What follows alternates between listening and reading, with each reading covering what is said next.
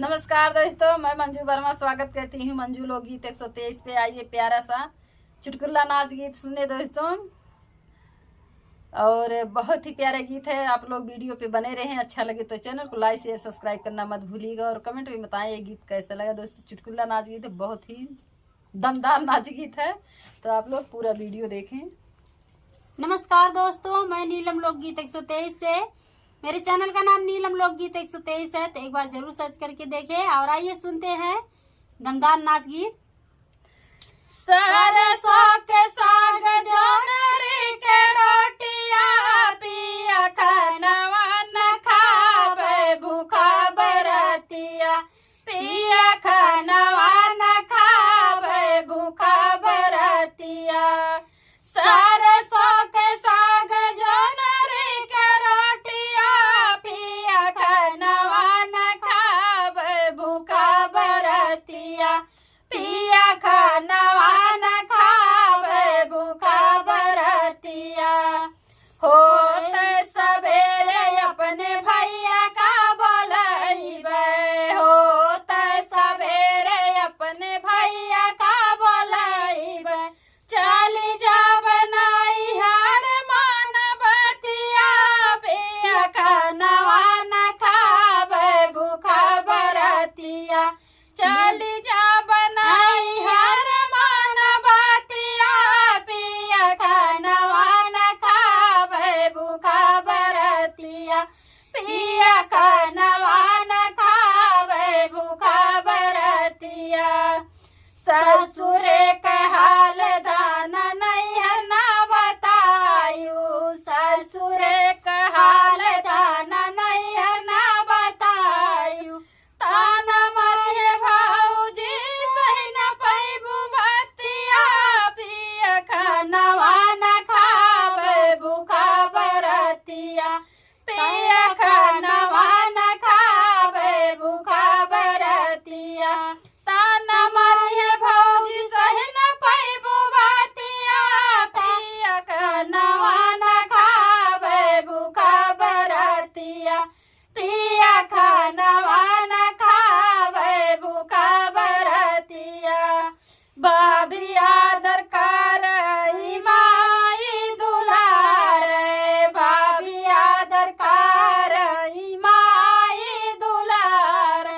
भैया हमार जनिहार भूखिया चली जा बनाई हरवा तू मानवतिया चली जा बनाई हरवा तू मानवतिया। भैया हमारा जनिहार भूखिया चली जा बनाई हरवा तू मानवतिया चली जा बनाई हरवा तू मानवतिया। भाभी के आदर धन माई के दुलारवा, भाभी के आदर धन माई के दुलारवा। भाई के प्रेम बस चार रतिया धन खान मार बतिया तू कैला रोटिया धन मार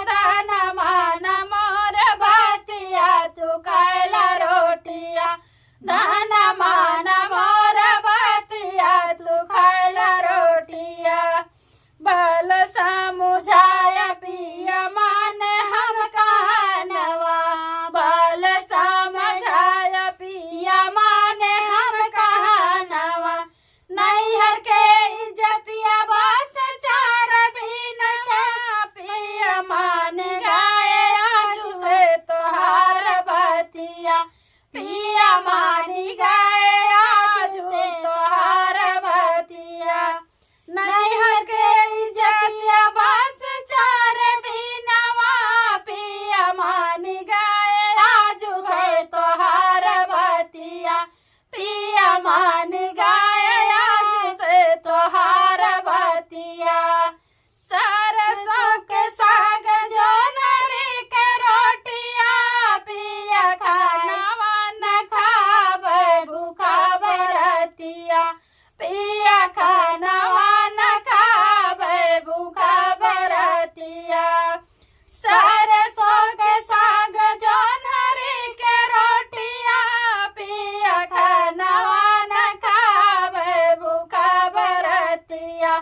पिया खानवा न खावे भूखा बरतिया। धन्यवाद दोस्तों।